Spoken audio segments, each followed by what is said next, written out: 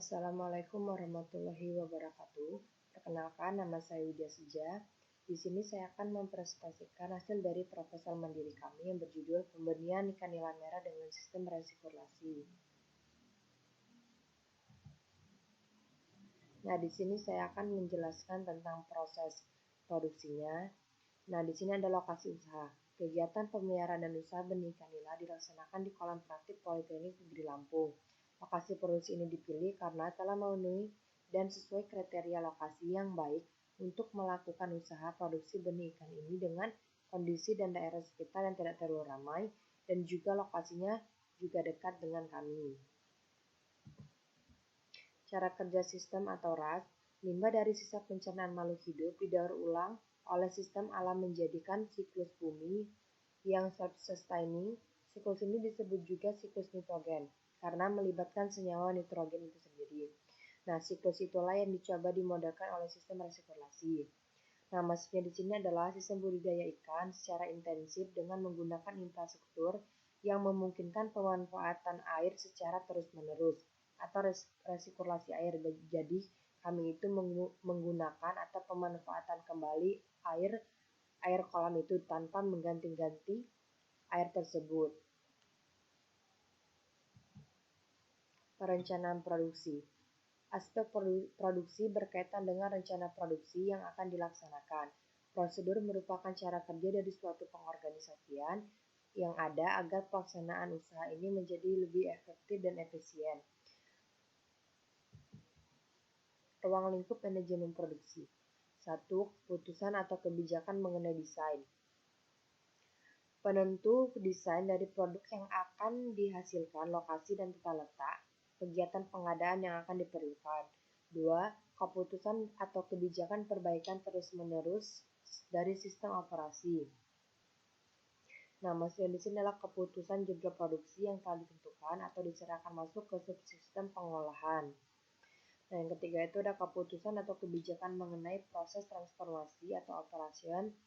Nah, pada umumnya industri yang cocok dengan tipe ini adalah yang memiliki karakteristik dengan penghasilan output yang banyak atau yang direncanakan dalam jumlah besar. Tahapan proses produksi. Yang pertama itu ada persiapan kolam, persiapan yang dilakukan sebelum induk ikan nila ditebar.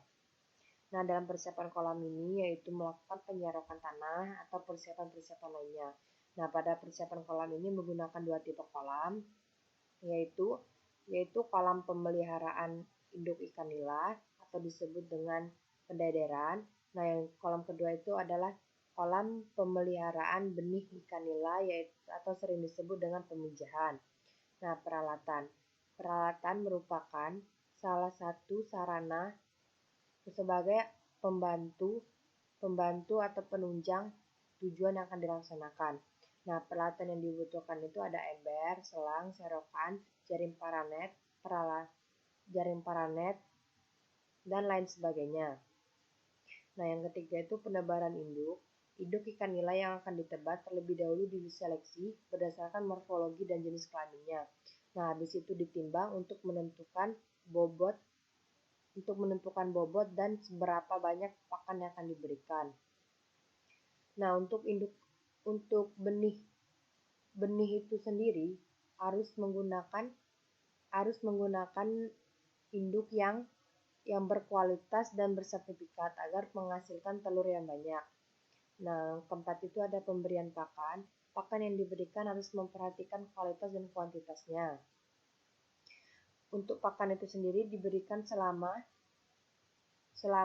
proses produksi berlangsung, diberikan pada saat 2 kali sehari, pada pagi hari di pukul 7 pagi dan pada sore hari. Sebanyak 2-3% total bobot tubuh ikan, kalkulasi dari awal sampai akhir.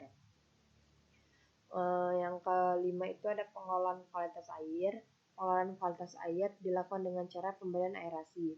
Nah, tahap ini merupakan tahap yang paling penting dalam diperhatikan dalam budidaya benih ikan nila ini. Pengelolaan kualitas air dilakukan dengan cara pemberian aerasi tadi. dan memasukkan